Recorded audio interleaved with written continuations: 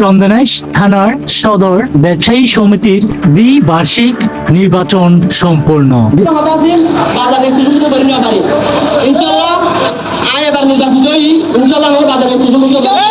চট্টগ্রামের চন্দনাইশ উপজেলা সদর ব্যবসায়ী কল্যাণ সমিতির দ্বিবার্ষিক নির্বাচন আজ 29 জুন শনিবার সম্পূর্ণ হয়েছে।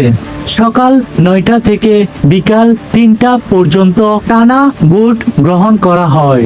এতে 300 ভোটার প্রত্যক্ষ ভোট দিয়ে সভাপতি মোহাম্মদ সাদ্দাম হোসেন, সাধারণ সম্পাদক মোহাম্মদ উসমান গনি সহ সভাপতি মোহাম্মদ জিশান সহ সাধারণ সম্পাদক মোহাম্মদ নাসির উদ্দিন, সাংগঠনিক সম্পাদক মোহাম্মদ মহিউদ্দিন, অর্থ সম্পাদক টিপু সুলতান সুমন সহ অর্থ সম্পাদক সাজ্জাদ হোসেন, প্রচার সম্পাদক মোহাম্মদ মফিজুর রহমান, ধর্মীয় সম্পাদক মোহাম্মদ রাশেদুল আলম, ক্রীড়া ও সাংস্কৃতিক সম্পাদক মোহাম্মদ হাসান চৌধুরী।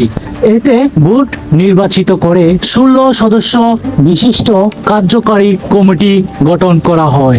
এই সময় নির্বাচন পরিচালনার দায়িত্ব পালন করেন রিটার্নিং কর্মকর্তা পলাশ দেব ও প্রিজাইডিং এর দায়িত্ব ছিলেন হাসান আলী ও এহসান উল্লাহ।